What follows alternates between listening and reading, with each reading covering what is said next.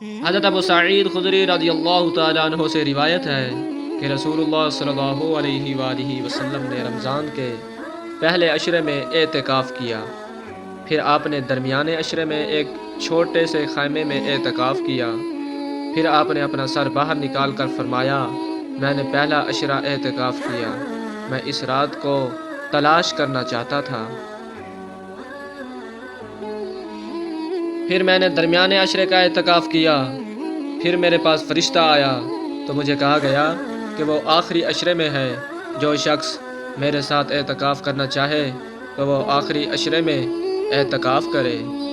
مجھے یہ رات دکھائی گئی تھی، پھر مجھے بھلا دی گئی۔